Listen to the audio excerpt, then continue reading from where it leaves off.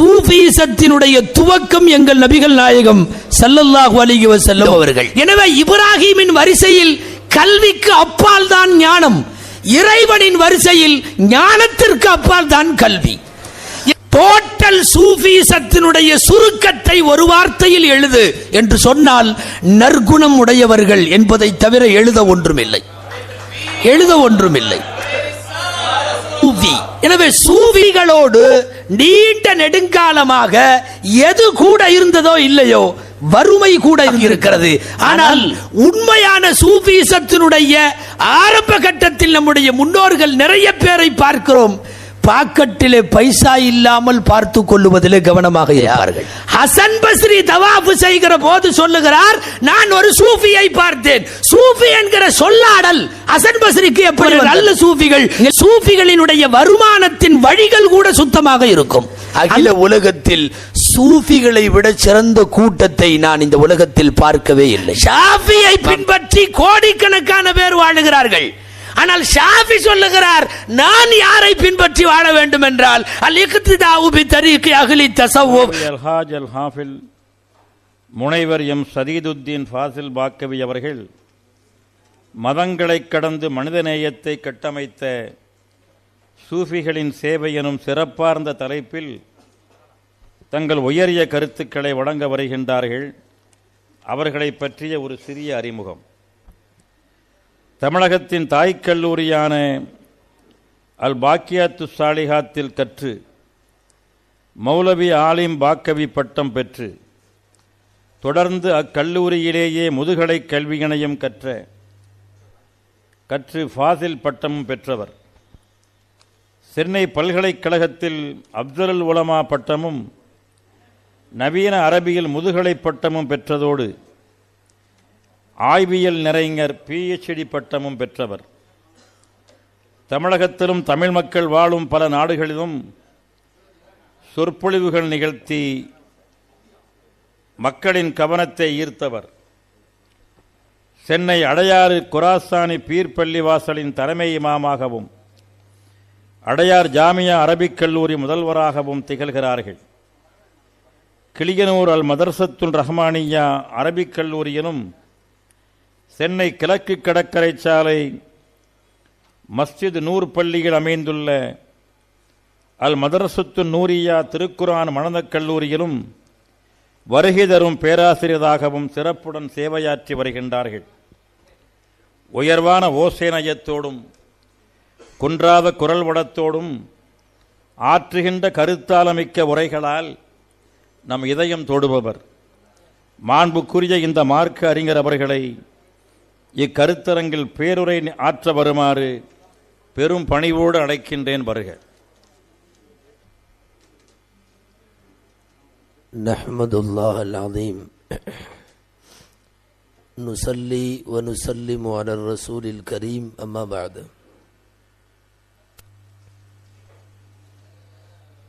அஊது பில்லாஹி மினஷ் ஷைத்தானிர் ரஜீம். பிஸ்மில்லாஹிர் ரஹ்மானிர் ரஹீம். லஹுமுல் புஷ்ரா ஃபில் ஹயாத்தித் துன்யா வ ஃபில் ஆখিরাহ லா தப்தீல லிகலிமாத்தில்லாஹ். ஸதகல்லாஹுல் அஸீம்.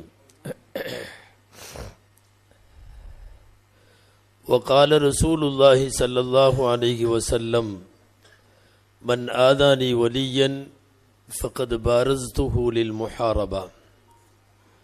صدق رسول الله صلى الله عليه وسلم. அளவற்ற அருளாளனும் நிகரற்ற அன்புடையோனுமாகிய எல்லாம் வல்ல அல்லாஹுவின் பெயரால் துவங்குகிறேன். நபிகள் நாயகம் முஹம்மதுர் ரசூலுல்லாஹ் ஸல்லல்லாஹு அலைஹி வஸல்லம் அவர்களின் மீதும் நற்பாக்கியத்திற்குரிய அவர்களுடைய உம்மத்தினர் அனைவர் மீதும், குறிப்பாக இவ்விழாவிலே குழுமி இருக்கிற நம் அனைவர் மீதும் எல்லாம் வல்ல இறைவனின் நல்லருள் என்றென்றும் நிறைவாக உண்டாவதாக என கூறி பிரார்த்தித்தவனாக, கண்ணியத்திற்குரிய விழா தலைவர் முதல் இந்த உயர்ந்த அரங்கிலே வீற்றிருக்கக்கூடிய சங்கைக்குரிய மார்க்க அறிஞர்கள், சமுதாய பிரமுகர்கள், சகோதர சமயங்களை சார்ந்த அன்பு சார்ந்த நெஞ்சங்கள், இங்கே திரளாக வருகை தந்திருக்கிற ஆன்மீக ஈடுபாட்டை அதிகம் கொண்டிருக்கக்கூடிய நல்லோர்கள் உள்ளிட்ட இந்த உயர்ந்த அவையின் அத்தனை பேருக்கும் அஸ்ஸலாமு அலைக்கும் வரஹ்மத்துல்லாஹி வபரகாத்துஹு. சூஃபித்துவ மாநாடு துவங்கி இருக்கிற இந்த நேரத்தில் சகோதரத்துவ அரங்கம் என்று ஒன்று ஏற்பாடு செய்து அதில் பல்சமயத்தவர்களையும் பங்கேற்க வைத்து சூஃபித்துவம் என்பது ஒரு வழிப்பாதை அல்ல, அது எல்லா சமயத்தவர்களுக்கும் சரியான அடையாளத்தை தரக்கூடியதுதான் ஆன்மீகம் என்கிற ஒரு குறிக்கோளோடு குறியிடலோடு தொடங்கி இருக்கக்கூடிய இந்த அரங்கம் பல்வேறு சமயத்தவர்களையும் உள்வாங்கி இருக்கிறது. சமயங்களெல்லாம் இறைவனை நோக்கிய பயணத்தில் எப்படியெல்லாம் வழிகாட்டி கொண்டிருக்கிறது என்பதை அந்தந்த சமயத்தவர்கள் அறிவார்கள். அதனால் தான் பொதுவாக தமிழிலே கூட மதம் என்கிற சொல்லை விட சமயம் என்கிற சொல்லே சரியானது என்று சொல்லுவார்கள் பெரியவர்கள். சமயம் என்றாலே பக்குவமாகுதல் என்று பொருள். மதம் என்கிற தமிழ் வார்த்தைக்கு வேறு ஒரு அர்த்தமும் உண்டு, கொஞ்சம் வெறி பிடித்தது என்பதை போல அந்த பொருள் இருக்கும். சமயங்களில் கட்டுப்பாடு இல்லாமல் யானை புறப்படுமானால் மதம் பிடித்தது என்று சொல்லுவார்கள். சமயம் என்கிற சொல்லாடலின் பயன்பாடு குறித்து நான் யோசித்து பார்க்கிறேன். பச்சை காய்கறிகளாக இருந்ததை அடுப்பிலிட்டு வேக வைத்து சாப்பிடுவதற்கு ஏதுவாக நீங்கள் தயாரித்து விட்டால் சமையல் ரெடி என்று சொல்லுகிறோம். பச்சை காய்கறி சமையலுக்கான சாதனமாக மாறுகிற போது ஓடி ஆடி விளையாடி கொண்டிருந்த சிறுபிள்ளை அவள் பருவமடைந்து விட்டால் ஒரு பக்குவத்திற்கு வருகிறாள். எனவே அதை சமையுதல் என்று சொல்லுவார்கள் தமிழில். காய்கறி சமையலாகுவதும் விளையாட்டு பிள்ளை சமைந்து விடுவதும் இந்த வரிசையிலே மனிதர்கள் சமயங்களுக்குள்ளே பக்குவம் பெறுகிறார்கள் என்கிற கருத்தில் தான் சமயம் என்கிற சொல்லாடல் தமிழ் சூழலில் பயன்படுத்தப்படுகிறது. சூஃபித்துவ அரங்கத்தில் கொண்டு வந்து சமய நல்லிணக்கத்தை வைத்திருப்பதனுடைய நோக்கம் ஆன்மீகம் என்பது எல்லா சமயத்திலும் உண்டு. எல்லா சமயத்திலேயும் ஆன்மீக பெரியவர்கள் இருக்கிறார்கள். குறிப்பாக இஸ்லாத்திலே நபிகள் நாயகம் ஸல்லல்லாஹு அலைஹி வஸல்லம் காலம் முதலாக தொடர்ந்து இன்றைக்கு வரையும் கியாமத்து வரைக்கும் சூஃபிசம் இருக்கிறது. நான் அழுத்தமாக சொல்ல வருவதன் காரணம், சில பேர் பேசுவது போல கருதுவது போல எழுதுவது போல சூஃபிசம் இடையிலே ஏற்பட்டதல்ல. சூஃபிசம் இத்தனாவது நூற்றாண்டில் தொடங்கியது என்று அடையாளப்படுத்தப்படுவதல்ல. சூஃபிசத்தினுடைய துவக்கம் எங்கள் நபிகள் நாயகம் ஸல்லல்லாஹு அலைஹி வஸல்லம் அவர்கள். எனவே ஹிஜ்ரி முதல் நூற்றாண்டில் கைருல் குரூன் என்று சொல்லப்படுகிற காலங்களில் சிறந்த பொற்காலத்திலேயே சூஃபிசம் இருந்தது. நபிகள் நாயகம் ஆதார சுருதியாக இந்த சமுதாயத்திற்கு அடையாளம் காட்டிய முந்தைய முதல் 3 நூற்றாண்டுகள் சூஃபிசம் நிரம்பி வழிந்தது. பிற்காலங்களில் அந்த சூஃபிசம் எழுத்துருவாகமாக நடைமுறை செயல்களாக பல்வேறு மஷாயிகுகளால் கொண்டு வரப்பட்டிருக்கிறது. இந்த சூஃபித்துவ பாதையினுடைய முறைகள் மாறுபடலாம், ஆனால் பல்வேறு சமயங்களிலும் இருந்தார்கள் என்று பார்க்கிறோம். சீக்கியர்களுடைய மதகுருவான அந்த குருநானக்கினுடைய வரலாறுகளை படித்து பார்த்தால் ஏறத்தாழ இங்கே இருக்கிற இஸ்லாத்தில் இருக்கிற சில மஷாயிகுமார்களின் வாழ்வும் வாக்கும் எந்த கோணத்தில் பயணித்ததோ அதே கோணத்தில் குருநானக்கின் வாழ்வு பயணித்ததை பார்க்க முடிகிறது. வழிபாட்டு முறைகளில் நான் உள்ளே வரவில்லை, ஆனால் வாழ்க்கை பாதை என்று இருக்கிறது அல்லவா, ஆன்மீக ஞானிகளின் வாழ்க்கை பாதை. நாம் பார்க்கிற ஒரு ஹசன் பஸ்ரி ரஹ்மத்துல்லாஹி அலைஹியோ, நாம் பார்க்கிற மஅரூஃபுல் கர்ஹியோ, நாம் பார்க்கிற கௌதுல் ஆலமோ, நாம் பார்க்கிற குத்புல் ஹிந்த் சிஷ்தி அவர்கள் அஹ்மதுல்லாஹி அலைஹி அவர்களோ, இவர்களுடைய வாழ்வெல்லாம் எந்த மனித நேயத்தோடும் எந்த மனிதகுல சேவையோடும் பயணித்ததோ அதே கோணத்தில் குருநானக் போயிருப்பதை பார்க்கிறோம், ராமகிருஷ்ண பரமஹம்சர் போயிருப்பதையும் பார்க்கிறோம். நான் வழிபாட்டு முறைகளுக்குள்ளே போகவில்லை என்பதை திரும்ப சொல்லுகிறேன். வாழ்வியல் முறைகள், வடலூர் வள்ளலாருடைய வாழ்வியலை படித்து பார்த்தால், ராமகிருஷ்ண பரமஹம்சரின் வாழ்வியலை படித்து பார்த்தால், என் குருநானக்கினுடைய வரலாற்றை படித்து பார்த்தால், இவர்கள் வாழ்ந்த வாழ்வு நாம் படித்த சூஃபிகளின் வாழ்க்கை முறையோடு ஒப்பிட்டு போவதைத்தான் சமயங்கள் ரீதியாக சூஃபித்துவம் சங்கமமாகிறது என்பதை நாம் எடுத்து சொல்லுகிறோம். மிகவும் குறிப்பாக இந்த உலகத்தில் மனித நேயத்தை மீண்டும் தொடர்ந்து அதை பரப்புகிற பணியில் ஈடுபட்டவர்கள் தான் சூஃபிகள். சூஃபிசம் தங்களுக்கென்று ஒரு வட்டம் அமைத்துக் கொண்டு தனியாக சுருங்குவதல்ல, பறந்து விரிந்த மானுடத்தில் மனித நேயத்தை தொடர்ந்து எடுத்துச் சொல்ல சில வழிமுறைக்கு பெயர் தான் சூஃபிசம் என்று பெயர். அல்லாஹ் அருளியது சூஃபிசம். நீங்கள் முஸ்லிம்களுக்கு வரலாறு தெரியும். இப்ராஹிம் அலைஹிஸ்ஸலாம் கஅபத்துல்லாவை கட்டி முடித்ததற்கு பிறகு அவர்கள் கேட்ட பிரார்த்தனைகளில் அந்த பிரார்த்தனை அடங்கும். என்ன பிரார்த்தனை? இங்கே ஒரு தூதர் வர வேண்டும். அவர் என்ன செய்ய வேண்டும்? யத்லு அலைஹிம், ஓதி காட்ட வேண்டும் 1, வேதம் கற்றுத்தர வேண்டும் 2, ஞானம் கற்றுத்தர வேண்டும் 3, யுஸக்கீஹிம், அவர்களின் அகத்தை சுத்தம் செய்ய வேண்டும், இது 4. இப்ராஹிம் கேட்டது என்னவோ 4வதாக அகச்சுத்தத்தை, ஆன்மீகத்தை கேட்டார்கள். சரி, கொடுக்கிறேன் என்று பதில் சொல்லுகிறான் இறைவன். ஆனால் கொடுத்த போது இறைவன் எப்படி சொன்னான் தெரியுமா? கேட்டது இவர்கள் இந்த வரிசையில், இறைவன் தந்தது எந்த வரிசை தெரியுமா? அல்லாஹ் சொல்லுவதை கேளுங்கள். இப்ராஹிம் கேட்ட பிரகாரம் நான் அனுப்பி வைக்கிறேன். கொஞ்சம் மாற்றம். ஹுவல்லதி பஅஸ ஃபில் உம்மீயீன ரசூலன், அல்லாஹ் சொல்லுகிற வரிசையில் நான் ஒரு ரசூலை அனுப்பி வைத்தேன். அவர் ஓதி காட்டுவார். 2வது வேலை யுஸக்கீஹிம். இப்ராஹிம் கேட்டது போல வரிசையை இறைவன் பயன்படுத்தவில்லை. உலமாக்கள் சொல்லுவார்கள், ஆன்மீகத்தை கடைசியாக கேட்டார்கள் இப்ராஹிம், இறைவன் முதலாவதாக தந்தான். யத்லு அலைஹிம் ஆயாதி வயுஸக்கீஹிம் வயுஅல்லிமுஹுமுல் கிதாப வல் ஹிக்மா, கல்வியும் ஞானமும் 2வது பட்சம், முதலில் அகச்சுத்தம் வேண்டும். எனவே இப்ராஹிமின் வரிசையில் கல்விக்கு அப்பால் தான் ஞானம், இறைவனின் வரிசையில் ஞானத்திற்கு அப்பால் தான் கல்வி. எனவே இறைவன் தன்னுடைய வரிசையில் அனுப்பி வைத்ததை சொல்லுகிற போது அகச்சுத்தத்தை ஆரம்பத்திலேயே வைத்து விட்டான். அப்படிப்பட்ட நபிகளுக்கு இறைவன் தந்த தனிச்சிறப்பும் தனித்துவமும், சொல்லப்போனால் நபிகளாரின் உச்சகட்ட புகழாரமும் என்ன தெரியுமா? நபிகள் நாயகம் மகத்தான நற்குணத்தின் மீது இருந்தார்கள் என்பதுதான். அப்படியே வாழையடி வாழையாக நபிகள் நாயகத்திடமிருந்து அத்தனை சூஃபியாக்களிடமும் இந்த நற்குணம் தான் இருந்தது. டோட்டல் சூஃபிசத்தினுடைய சுருக்கத்தை ஒரு வார்த்தையில் எழுது என்று சொன்னால் நற்குணம் உடையவர்கள் என்பதை தவிர எழுத ஒன்றுமில்லை.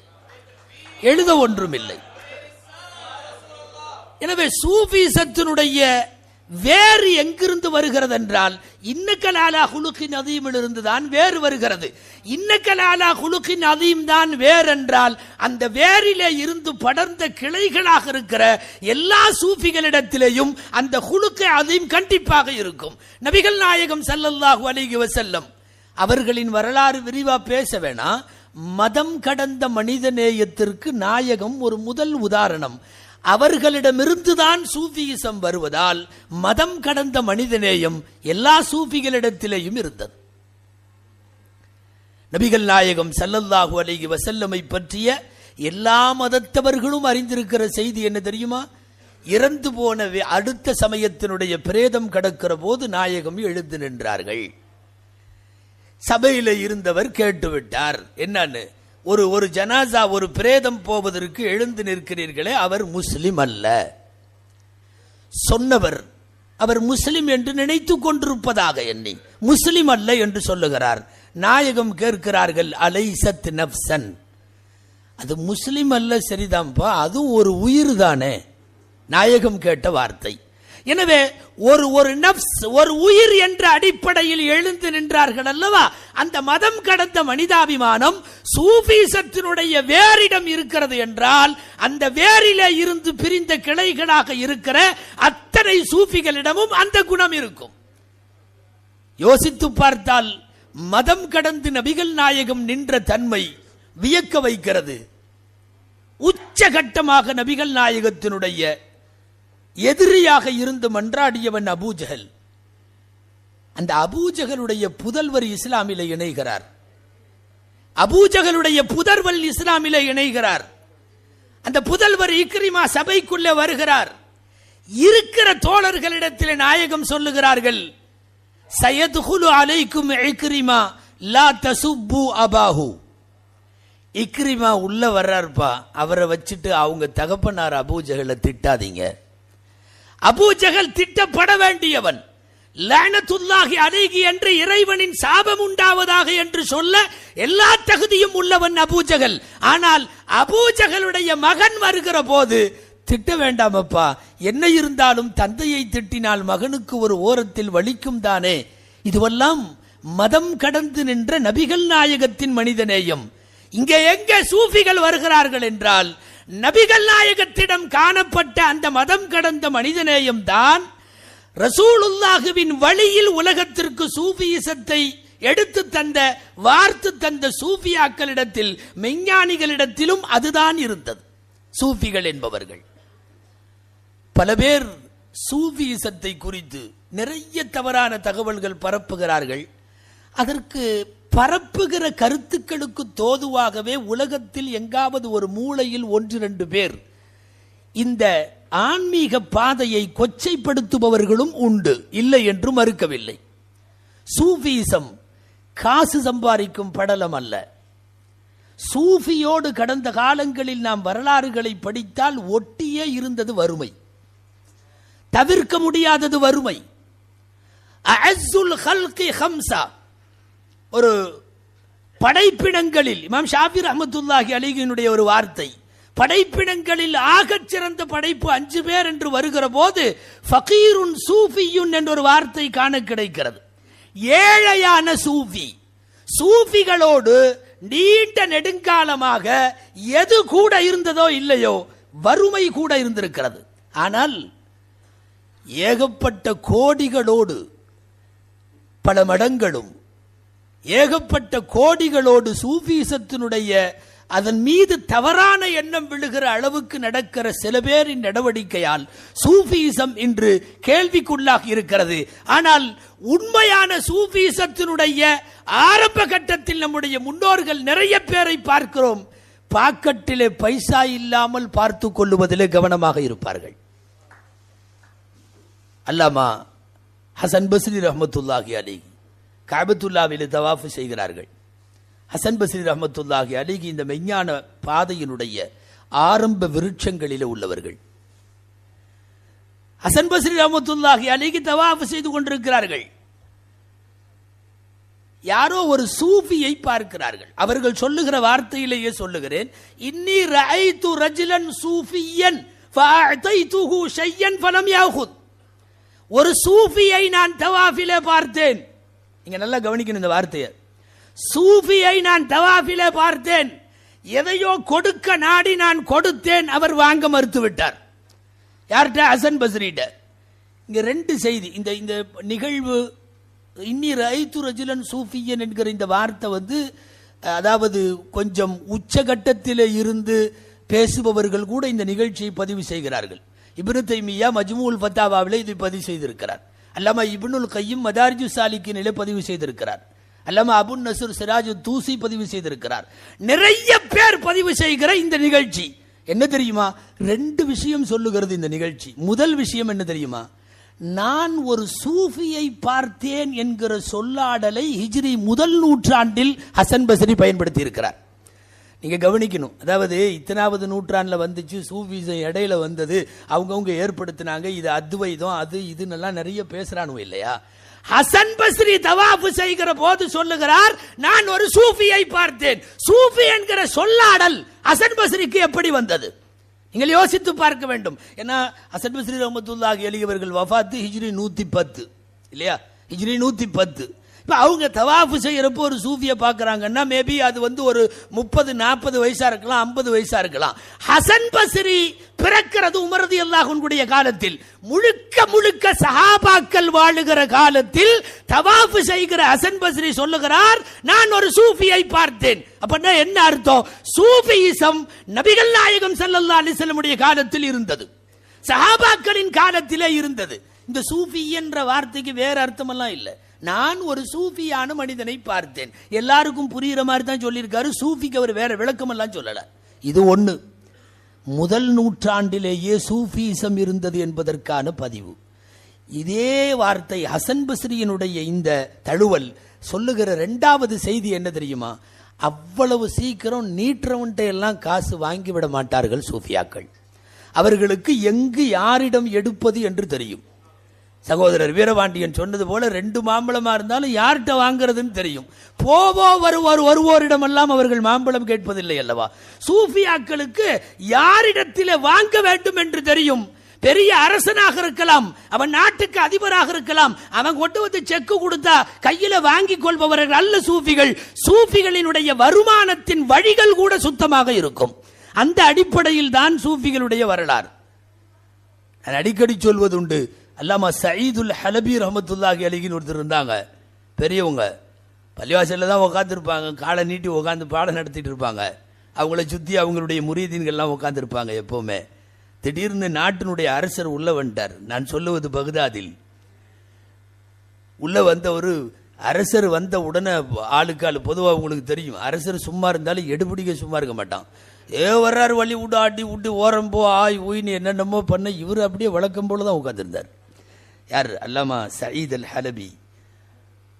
அரசருக்கு காலை நீட்டி இருந்தது ஒரு வித்தியாசமாகப்பட்டது.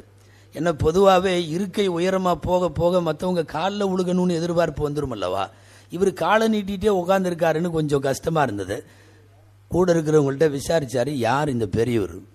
இவர் அல்லாமா சயீத் அல் ஹலபி. இங்கே அவரை சுற்றி அவருடைய சீடர்கள் இருக்காங்க, அவர் ஏதாவது ஞான உபதேசம் பண்ணிட்டு இங்கே உட்காந்துருப்பார் எப்போவுமே.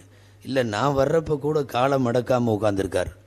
இல்லை, அவர் அப்படி தான் எப்போவுமே உட்காந்துருப்பார். போயிட்டார். இவரை எப்படி கவனிக்கணும்னு அரசர் அவருக்கு தெரிந்த ரூட்டில் போய் ஒரு பை நிறைய தங்க காசு கொடுத்து தன் உதவியாளரை அனுப்பி, நான் கொடுத்தேன்னு அவர்கிட்ட கொடுத்துரு. இது எதுக்கு தெரியுமா? அடுத்த தடவை வரும்போது கால் நீட்டாமல் இருக்கிறதுக்கு இல்லையா? கொடுத்து விட்டார். அவர் வந்தார், அரசருடைய உதவியாளர் வந்து கொடுத்தார். இதா உங்கள்கிட்ட கொடுத்துட்டு வர சொன்னாங்க. எதுக்கு? எதுக்கு? இல்லை, அன்பளிப்பாக கொடுத்து. நான் அப்படி வாங்கிறது இல்லை. நல்ல சூஃபிகள் அவ்வளவு சீக்கிரம் கை நீட்ட மாட்டார்கள். நான் வாங்கிறது இல்லை. இல்லை, கொடுத்தது அரசர் ராஜகுற்றமாயிரும், நீங்க வாங்கலன்னா முடியாதுன்னு போய் சொல்லிடு. இல்லை, உங்கள்ட்ட கொடுத்துட்டு வர சொன்னார். அப்பன்னா ஒரு வேலை செய், திரும்ப கொடுத்துட்டு இந்த வார்த்தையை சொல்லு. என்னென்ன தெரியுமா? இன்னல்லதி மத்த ரிஜிலைஹி லா யமுத்து யதைஹி. காலை நீட்டிட்டு இருந்தவர் கையை நீட்ட மாட்டாராமான்னு போய் சொல்லு. அவன் அதிர்ச்சி ஆகி அதிலிருந்து மீள்றதுக்குள்ளேயே அடுத்த வார்த்தை சொன்னார். போய் சொல்லு, லவ் மத்த யதைஹி லமஸ்ததா அன் யமுத்த ரிஜிலைஹி. ஒருவேளை கையை நீட்டிட்டா இனிமேல் காலை நீட்ட முடியாதாமான்னு சொல்லு. இந்த 2வது வார்த்தை மிகச்சரியான வார்த்தை. கையை நீட்டிட்டா அதுக்கப்புறம் காலை நீட்ட முடியாதல்லவா? அரசரிடம் அந்த அன்பளிப்பு அப்படியே திரும்பி போனது. நான் அதைத்தான் சொல்லுகிறேன். ஹசன் பஸ்ரி சொல்லுகிறார், ரஅய்து ரஜுலன் சூஃபியன், நான் ஒரு சூஃபியை பார்த்தேன் தவாஃபிலே, கொடுக்க நினைத்து கொடுத்தேன், அவர்கள் வாங்கவில்லை. சூஃபிகள் வாங்குவதில்லை என்பது ஒரு செய்தி. சூஃபி என்கிற பதம் நாயகம் ஸல்லல்லாஹு அலைஹி வஸல்லம் வஃபாத்தான 30 வருஷத்திலேயே பயன்படுத்தப்படுகிறது என்றால் சூஃபிகள் ரசூலுல்லாஹ்வின் காலத்திலே இருந்தே இருக்கிறார்கள் என்பது அதற்கான இன்னும் ஒரு செய்தி. அந்த சூஃபிகள் வாழுகிற வழியெல்லாம் எல்லா மதங்களையும் தாண்டியவர்களாக, ஏன் எதிரிகளை கூட இரக்க கருணையோடு பார்க்கிற பார்வை சாமானியர்களுக்கு வராது, சூஃபிகளுக்கு மட்டும் தான் வரும். அல்லாமா ஃபுதைல் இப்னு இயாத் ரஹ்மத்துல்லாஹி அலைஹி ஏராளமான வலிமார்களினுடைய தலைவாசல் ஃபுதைல் இப்னு இயாத் ரஹ்மத்துல்லாஹி அலைஹி சொல்லுகிறார்கள், இதக்தாபக அதுவுக ஃபஹுவ அன்ஃபஉ மின் சதீகிக. உன்னை பத்தி உன் விரோதி எவனாவது திட்டுறான்னு வச்சுக்கோ, ஃபுதைல் இப்னு இயாதுடைய வார்த்தை. உன்னை பத்தி உன்னுடைய விரோதி எவனாவது திட்டுறான்னு வச்சுக்கோ, நல்லா தெரிஞ்சுக்கோ, உன் நண்பனை விட அந்த எதிரி பரவாயில்ல. ஏன் தெரியுமா? குல்ல மக்தாபக அதுவுக ஃபஹுவ அஅதா மின் ஹஸனாதிஹி. எப்பவெல்லாம் உன்னை உன் எதிரி திட்டுறானோ அப்பவெல்லாம் அவன் நன்மையிலிருந்து உனக்கு கொஞ்சம் கொடுக்கறான்னு அர்த்தம். இதை நண்பன் கூட தர மாட்டான். இந்த பார்வை இருக்கிறது அல்லவா, விரோதிகளையும் கூட தோழமையோடும் அவனை மிக பிரயோஜனம் தருவராகவும் பார்க்கிற பார்வை இவர்களுடைய பார்வை. யார் யாரெல்லாம் தங்களுக்கு எதிரில் தருகிறார்களோ மனிதர்களாக, மதத்தால் அல்ல, முஸ்லிமா, இந்துவா, கிறிஸ்தவனா, சீக்கியனா, ஜைனனா, அல்லது அதற்குள்ளே சைவமா, வைணவமா, எல்லா பார்வைகளையும் கடந்தவர்கள் சூஃபிகள். இந்தியாவினுடைய அடக்க ஸ்தலங்கள் இதற்கு சாட்சி. இந்தியாவின் அடக்க ஸ்தலங்கள் சாட்சி. அஜ்மீரிலே வந்து குவிகின்ற அனைத்து மதத்தவர்களையும் பார்த்தால் சூஃபிகளின் சமய நல்லிணக்கம் பேசி தெரிய வேண்டாம், அங்கே மசாரிலே பார்த்தால் தெரியும். ஒரு 4 நாட்களுக்கு முன்னாலே அஜ்மீர் ஹாஜா மொயினுத்தீன் சிஷ்தி அவர்களுடைய அடக்கத்தலத்தில் நிற்கிற நட்பேரை பெற்ற போது நான் அங்கே பார்க்கிறேன். எத்தனை பேர் முடிந்த சாமியார்கள், ருத்ராட்ச கொட்டைகளோடு வரக்கூடிய அந்த சாமியார்களை பார்க்கிறோம்.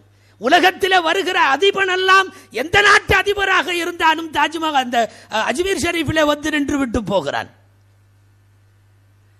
எனவே சூஃபிகளினுடைய அடக்கத்தலத்தை பார்த்தாலே அவர்கள் சமயங்களை கடந்து நிற்பதை பார்க்க முடியும். எல்லாரையும் அரவணைக்க அந்த செய்தியை பார்க்க முடியும். பிருத்திவிராஜா மன்னன் விஷயத்தில், ஜெயபாலுடைய விஷயத்தில் நீங்கள் அஜ்மீர் நாயகத்தினுடைய வரலாறு படித்தால் தெரியும். அந்த வரலாறில் பிற சமயத்தவர்களோடு ராஜஸ்தான் மண்ணிலே ஹாஜா குதுபு நாயகம் அவர்கள் ஆற்றிய அளப்பரிய சேவைகள் சமய நல்லிணக்கத்திற்கான மிக நீட்சியான சான்றுகள். சூஃபிகள் என்பவர்கள் மதம் கடந்து இந்த மண்ணிலே பெரும் பணிகளை ஆற்றியிருக்கிறார்கள் என்று பார்க்கிறோம். அவர்களுக்குத்தான் மனிதர்களை திருத்துகிற ஆன்மீக பார்வையோடு பார்க்க தெரியும். துன்னூனே மிஸ்ரி ரஹ்மத்துல்லாஹி அலைஹி பிரபலமான வரலாறு, அதனால ஒரே வரியில முடித்து விடுகிறேன். துன்னூனே மிஸ்ரி கப்பலிலே போகிற போது 20 பேர் குடித்து கும்மாளமிட்டு கொண்டு ஆடிக்கொண்டிருக்கிறார்கள். இந்த நிகழ்ச்சி துன்னூனே மிஸ்ரிக்கு நடந்ததாகவும் சொல்லப்படுகிறது. அல்லாமா ராத கஞ்சபக்ஷ் அவர்கள் தங்களுடைய கஷ்ஃபுல் மஹ்ஜூபிலே துன்னூனே மிஸ்ரி என்று பதிவு செய்திருக்கிறார்கள். இதே நிகழ்ச்சியை அபு அப்துர் ரஹ்மான் சுலமி அவர்கள் இது மஅரூஃபுல் கர்ஹி என்று பதிவு செய்திருக்கிறார்கள். அல்லாமா கருகி அவர்களோ அல்லது அல்லாமா துன்னூனே மிஸ்ரி அவர்களோ யாரோ இருக்கட்டும், ஒரு சூஃபி, துன்னூனே மிஸ்ரி என்பது பரவலானவர்களின் கருத்து, ஆட்டி பாடி கொண்டிருந்த 20 பேர் ஷேகை அவமதிப்பதை தாங்க முடியாத முரீதீன்கள் சொல்லுகிறார்கள், ஒரு பத்துவா செய்யுங்கள், 20 பேரும் நாசமாகட்டும். துன்னூனே மிஸ்ரி சிரித்து கொண்டே சொன்னார், துவா செய்ய நான் தயார், நீங்க ஆமீன் சொல்றதுக்கு ரெடி. கையை தூக்கினார்கள், சொன்னார்கள், யா அல்லாஹ், உலகத்தினுடைய இன்பத்திலே மூழ்கும் அந்த சுவையை இவர்களுக்கு தந்தது போல் இவர்களுக்கு மறுமையின் சுவையை தந்துவிடும். ஆமீன் சொல்றதுக்கு வாய் வரல யாருக்கு? முரீதீன்களுக்கு. என்ன அவ்வளவு கோபம், ஷைഖை அவமதித்த கடுமையான கோபம். இவர் இப்படி துவா செஞ்சிட்டாங்களே, மறுமையின் லத்தத்துகளை கொடு என்று சொன்னால், மறுமையின் சுவையை கொடு என்று சொன்னால், துன்னூனே மிஸ்ரி ரஹ்மத்துல்லாஹி அலைஹி விளக்கம் சொல்லுவார்கள், நான் கேட்டது மறுமையின் சுவையை. மறுமையின் சுவையை சாதாரணமாக அடைய முடியாது, அதற்கு அவன் தயாராக வேண்டும் என்றால் இந்நிலையிலே இருந்து அவன் திருந்த வேண்டும். யார் அட்டுழியம் அநியாயம் செய்பவர்களை பார்க்கிற போதும் நமது பார்வை அவன் திருந்த வேண்டும் என்று வர வேண்டுமே தவிர அவன் நாசமாக வேண்டும் என்று வரக்கூடாது. இது சூஃபிகளுக்கே உரித்தான பார்வை. துன்னூனே மிஸ்ரி ரஹ்மத்துல்லாஹி அலைஹி பற்றி கஷ்ஃபுல் மஹ்ஜூபிலே பதிவாகி இருக்கிற செய்தி அது. அதனால் தான் உலகத்தில் மனித நேயத்தோடு எல்லா படைப்புகளையும் அணுகுவதற்கு அந்த சமயம் கடந்த பார்வை அவர்களுக்கு உரித்தானது. டெல்லியிலே ஆசாத் ரசூல் சாஹிப் அவர்கள், மௌலானா நம்முடைய இங்கே இருக்கிற நாகூர் ரூமி அவர்கள் சமீபத்திலே உள்ளத்தை நோக்கி திரும்புதல், இதயத்தை நோக்கி திரும்புதல் என்ற ஒரு புத்தகம் ஷேக் ஆசாத் ரசூல் அவர்கள் அவங்க முன்னால அலிகர் யூனிவர்சிட்டியினுடைய ப்ரொஃபஸர் நினைக்கிறேன். ஷேக் அவர்களுடைய சுஹபத்திலே சிறிது காலம் இருக்கிற பாக்கியம் நாங்கள் பெற்றோம். அவர்கள் இங்கே மக்கா மஸ்ஜிதினுடைய அந்த தர்காவிற்கு வருகிற போதும், திருச்சி தபிலே ஆலம் தர்காவுக்கு வருகிற போதும் அவர்களோடு நாங்கள் பயணித்திருக்கிறோம். அல்லாம ஆசாத் ரசூல் சாஹிப் அவர்கள் நக்ஷபந்தியா தரீகாவினுடைய அவர்களுடைய புதல்வர் இப்போது நடத்தி கொண்டிருக்கிறார். அந்த ஆசாத் ரசூல் சாஹிப்பை பற்றிய செய்திகளை பதிவிடுகிற போது நாகூர் ரூமி கூட அந்த புத்தகத்திலே பதிவு செய்கிறார். அதன் வெளியீட்டு விழாவிலே கலந்து கொள்ள முடியாத சூழ்நிலை வந்துவிட்டது. பல்வேறு மதத்தவர்களினுடைய அடைக்கலமாக ஒரு கட்டத்திலே ஆசாத் ரசூல் திகழ்ந்திருக்கிறார் என்பது மட்டுமல்ல, பிற சமயங்களுக்கான ஆன்மீக தேடலுக்குள்ளே போய் என்ன இருக்கிறது என்று பார்த்துவிட்டு வரலாமே என்று ஆசாத் ரசூல் சாஹிப் எந்தெந்த மதங்களின் ஆன்மீகத்தை எல்லாம் உள்ளுக்குள்ளே புகுந்து போய் பார்த்தார்கள் என்கிற சில பதிவுகளை நான் இதயத்தை நோக்கி திரும்புதல் என்கிற புத்தகத்தை அட்டை டு அட்டை முழுதாக வாசித்து பார்த்ததிலே தெரிந்து கொள்ள முடிந்தது. சமயங்களை தாண்டிய பார்வை எப்போதும் சூஃபிகளுக்கு இருந்திருக்கிறது. அதனால் தான் உலகம் தேடுகிற ஷரியத்தினுடைய மிகப்பெரிய சட்டமேதையான அல்லாமா ஷாஃபி ரஹ்மத்துல்லாஹி அலைஹி அவர்கள் சொல்லுவார்கள், லா அஅலமு அக்வாமன் அஃதல மின ஸூஃபிய்யதி ஃபில் ஆலம். அகில உலகத்தில் சூஃபிகளை விட சிறந்த கூட்டத்தை நான் இந்த உலகத்தில் பார்க்கவே இல்லை. இமாம் ஷாஃபி ஹிஜாஸ் பெருவெளியிலே தோன்றியவர்கள் எத்தனை கூட்டத்தை உலகத்தில் பார்த்திருக்கிறார்கள் தெரியுமா? அவர்கள் சொல்லுகிறார்கள், சூஃபிகளை விட சிறந்த எந்த கூட்டத்தையும் நான் உலகத்தில் பார்க்கவே இல்லை. இமாம் ஷாஃபி தாங்களாக எழுதுகிற வார்த்தை, 3 விஷயம் உலகத்தில் ஒவ்வொருவருக்கும் பிடித்ததான பிரபலமான செய்தி உண்டல்லவா, அதிலே இமாம் ஷாஃபி எழுதுகிறார்கள், ஹுப்பிப இலைய மின் துன்யாக்கும் ஸலாத்துன், உங்கள் உலகத்தில் எனக்கு 3 பிடிக்கும். சொல்லுவதை கேளுங்கள், சொல்லுவது இமாம் ஷாஃபி, எனக்கு உங்கள் உலகத்தில் 3 தான் பிடிக்கும்.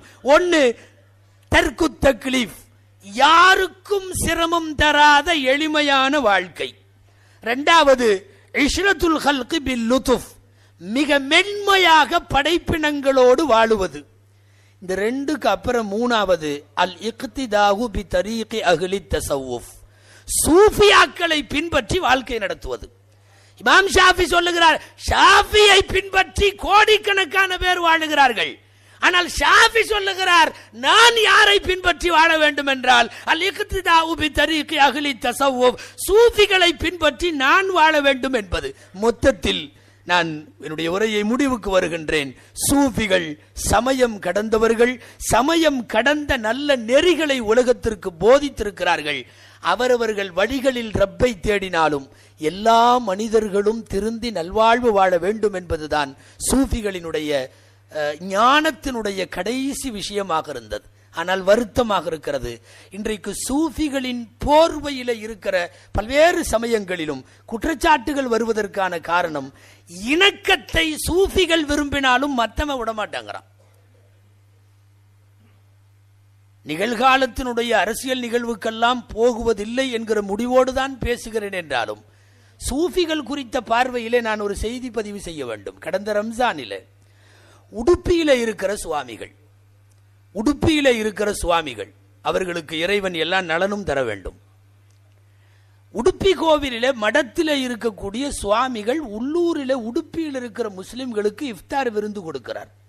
நீங்கள் பத்திரிகையிலே படித்திருப்பீர்கள். கோவிலினுடைய வாசலிலே வைத்து எல்லா மதத்தவர்களையும் அழைத்து இஃப்தார் விருந்து. சொல்ல போனா ஒரு சாமியார் செய்ய வேண்டிய வேலையும் அதுதான், மௌலவிகள் பள்ளிவாசலில் செய்ய வேண்டிய வேலையும் அதுதான், கிறிஸ்தவ பாதிரிகள் தங்கள் சர்ச்சுகளிலே தேவாலயங்களிலே செய்ய வேண்டிய வேலையும் அதுதான். சமய ரீதியாக மனிதர்களை இணைக்க வேண்டும். அந்த வேலையை ரொம்ப கச்சிதமா செஞ்சார் உடுப்பி சுவாமிகள் அவர்கள். இதுக்கு ஒன்றும் நான்வெஜ் எல்லாம் போடல அவரு. நம்ம சாதாரணமான கஞ்சி பழரசம் அது இதுன்னு வச்சு உள்ளூர் முஸ்லிம்களை எல்லாம் கூப்பிட்டு, 1-2 சிறுபான்மை சமுதாயத்தை சார்ந்த கிறிஸ்தவர்கள் அவங்க இவங்களை எல்லாம் கூப்பிட்டு, அவர் தன்னுடைய காவி உடையோடு வெற்றுடம்போடு அவருடைய ருத்ராட்ச மாலையோடு வந்து எல்லாத்துக்கும் ஜூஸ் கொடுத்து பரிமாறுகிறார். முதல் நாள் பத்திரிகையில் வந்தது, ஆஹா உலகத்தில் இந்து மதத்தினுடைய பெருமக்களாக இருக்கிற சாமியார்கள் எல்லாம் இப்படியல்லவா இருக்க வேண்டும் என்று நம்முடைய மனங்கள் புலகாகித்து போயிருக்கிற நிலையில் அடுத்த நாள் சாமியாருக்கு எதிராக கோவிலுக்கு எதிரே ஆர்ப்பாட்டம் நடக்கிறது. வெளியே போ, வெளியே போ, நீ உள்ளே இருக்காதே, மதத்தை களங்கப்படுத்தி விட்டாய், நீ இதை செய்து விட்டாய், ஆகம விதிகளை மீறி விட்டாய், என்னென்னமோ சொல்லி அவரை மிருகம் மாதிரி பேசுறான். ஆனா உண்மை என்ன தெரியுமா? மனுஷன் மாதிரி வேலை அவர் செஞ்சார். அதாவது ஆன்மீக குருநாதர்கள் என்ன செய்யணுமோ அதை செய்தார். அந்த உடுப்பி சுவாமிகள் நாட்டிலே மத நல்லிணக்கத்தை விரும்பி செயல்படுகிற சாமியார்களும் சரி, பாதிரியார்களும் சரி, மௌலவிமார்களும் சரி, ஒரு விதமான அச்சுறுத்தலுக்கும் தாக்குதலுக்கும் உள்ளாகுவது என்பதுதான் வேதனை. மற்றபடி எல்லா சமயத்தினுடைய வழிகாட்டிகளும் சரியாகவே இருக்கிறார்கள். அந்த பாதை, சகோதரத்துவ பாதை தொடர்ந்து பயணிக்கட்டும் என்ற விஷயத்தை மட்டும் சகோதரத்துவ அரங்கம் என்கிற இந்த சூஃபி அரங்கத்திலே நான் பதிவு செய்து நல்ல வாய்ப்புக்கு நன்றி கூறி நிறைகிறேன். வாஹிர் தஅவானா அல்ஹம்துலில்லாஹி ரப்பில் ஆலமீன்.